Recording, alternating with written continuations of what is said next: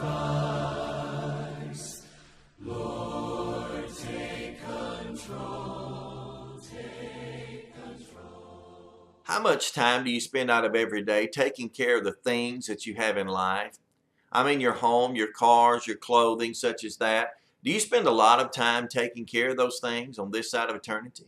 I think we often do. As a matter of fact, my wife and I, about 3 years ago, bought the home in which we live now. And this home was kind of in bad shape, if you will. It had not been upkept very well, although there had been some recent remodels. Basically, the home was just old and tattered. And so we spent the majority of the last 3 years taking time to repair those things, to upgrade, if you will, to remodel. And we pretty much got it the way that we needed in life. Now, we're not looking to be wealthy. We're not looking to gain anything from that. We're just looking for somewhere to be comfortable and to have a place to live in which we can find ourselves to be proud. And that's okay in life. But you know, do we actually spend enough time considering the things which we do not necessarily see every day? Concerning the things which are not temporal, but yet the things which are eternal in nature? Do we spend enough time focusing on that? You know, when it comes to eternity, the only thing that's going to matter in this life is going to be how much care we put on our souls.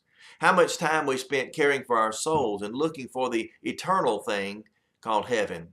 The Apostle Paul tells us in 2 Corinthians chapter 4 in verse 18, he says, "For while we look not on the things which are seen, but on the things which are not seen, for the things which are seen are temporal, but the things which are not seen are eternal."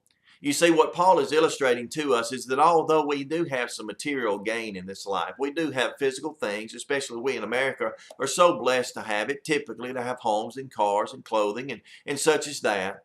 Those things are not nearly as important. Those things should not be cared for nearly as much as the things which are eternal. Because he says the other things are temporal. They're not going to last. They're not going to endure. And you realize that. I know that several times around the Americas we found homes that are perhaps 100 or 200 years old. But those things are not standing in exactly the same state that they were found in when they were originally built. Why? Because they're fading away.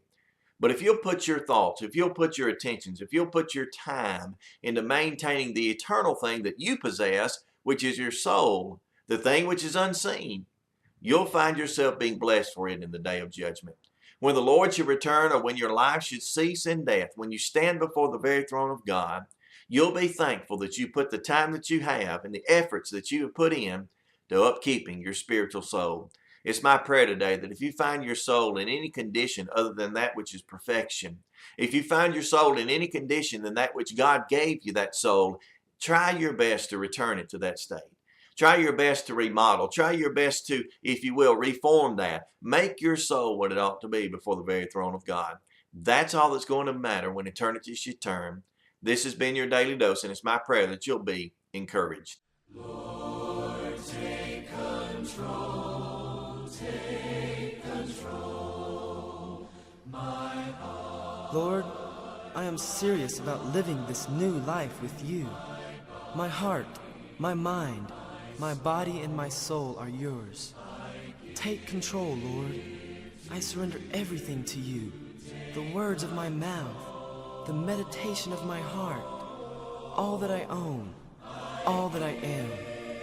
Fill me with compassion, kindness, humility, quiet strength, and discipline.